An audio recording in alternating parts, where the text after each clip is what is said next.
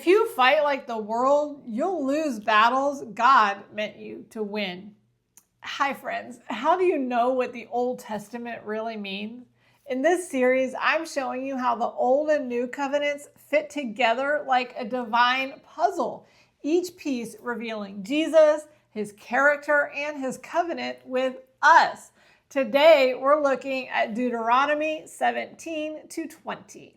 In Deuteronomy chapter 17, verses 8 to 9, it says, "Suppose a case arises in a local court that is too hard for you to decide. For instance, whether someone is guilty of murder or only of manslaughter, or a difficult lawsuit, or a case involving different kinds of assault. Take such legal cases to the place of the Lord your God, and he will present him to the Levitical priest or the judge on duty at that time. They will hear the case and declare a verdict." In the world we live in, the laws that govern our land are not necessarily the laws of God. Yet, because we live in the land, we are bound by those laws. However, there are some legal issues that come up that are not crimes. Therefore, the legal system of, say, the United States of America or wherever you live may not come after you unless a person you harm in some way files a civil lawsuit. Civil suits deal with things that are disputes between two or more parties. The New Testament has something to say about how we handle such things as a Christian community. You probably don't hear this taught very often. I know I don't. And most of our churches do not have a system set up whereby church members who are in dispute with each other can come and mediate their issues. However, the lack of such a system does not negate what the Bible says about it and teaches us to do. It's the same thing in the New Covenant that it was in the Old.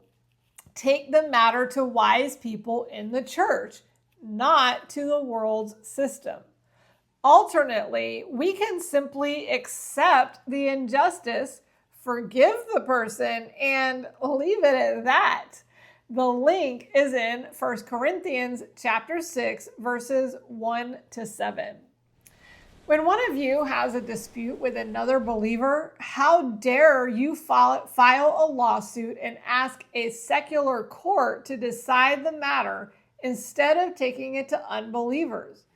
Don't you realize that someday we believers will judge the world? And since you are going to judge the world, can't you decide even these little things among yourselves? Isn't there anyone in all the church who is wise enough to decide these issues? Even to have such lawsuits with one another is a defeat for you. Why not just accept the injustice and leave it at that? In Deuteronomy 17, verse 16, God says, "The king must not build up a large stable of horses for himself or send his people to Egypt to buy horses, for the Lord has told you, you must never return to Egypt." Why is this important for us? Well, for one thing, in God's new covenant kingdom, we are all kings and priests of God. This is a distinction that God always wanted for all of his people. And the Apostle Peter declared that we are finally in 1 Peter 2:9. Israel's kings were never supposed to fight their battles the same way other nations fought, specifically regarding their weapons. The most cutting-edge weapons of their time were horses and chariots. For Israel's kings to build up stables full of horses and chariots was to signal to God that they did not trust him to win their battles. In the new covenant, we are also not to use worldly weapons to fight our battles, or even view our battles the same way as the world views theirs. The link is in 2 Corinthians 10, 3 and 4. We are human, but we don't wage war as humans do. We use God's mighty weapons, not worldly weapons, to knock down the strongholds of human reasoning and to destroy false arguments. Something that caught my attention at the end of chapter 20 is how Moses told them not to cut down fruit trees to use in a war against a city during a long siege, because those trees are their future food. This kind of divine wisdom is so helpful to learn well before we enter war. I've seen depictions of ancient battle scenes in movies, and I always wonder, how can they tell who to swing their sword against? The two sides are all mixed up together. This fog of war has surely caused many friendly fire incidents. I can imagine in the midst of it, your adrenaline is surging and you can't really think straight. When we are in our battles, while God does want us to destroy our enemy, He does not want us to destroy our future. First, identify the real enemy. Then ask, how will this action or this decision affect my tomorrow? How will this affect my children's tomorrow? God has called us to live in our moments wisely because they have far-reaching effects. For believers, it's not only our earthly future that we must consider. We have an eternal future that is heavily contingent on what we do in and with our earthly life. Thankfully, God gives both His wisdom and His commands to help us make the right choices, especially during times of crisis. The link is in Ephesians 6:10-12. A final word: be strong in the Lord and in His mighty power.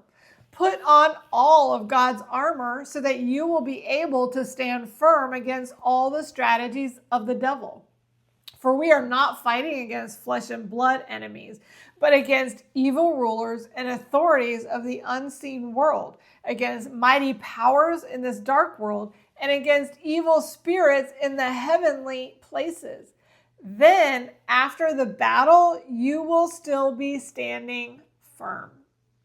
In Deuteronomy 19:15, God says, you must not convict anyone of a crime on the testimony of only one witness. The facts of the case must be established by the testimony of 2 or 3 witnesses. This idea is brought into the new covenant and how we handle offenses with a fellow believer. Our first response should always be to give the benefit of the doubt. One person spouting off their mouth about something does not equal a conviction of someone else's reputation. The link is something straight from the mouth of Jesus. In Matthew 18:15-17, Jesus Himself says, if another believer sins against you, go privately and point out the offense. If the other person listens and confesses it, you have won that person back. But if you are unsuccessful, take 1 or 2 others with you and go back again, so that everything you say may be confirmed by 2 or 3 witnesses. If the person still refuses to listen, take your case to the church. Then, if she or he won't take the church's decision, treat that person as a pagan or a corrupt tax collector. Well, that's all for today. I've placed some scriptures for you in the description of this video for you to go back, check out my work, and make sure that what I'm teaching is the right thing. Do your own deeper study, and I'll be praying for you to receive a deeper revelation of God's covenant blessing on your life. Have a wonderful week.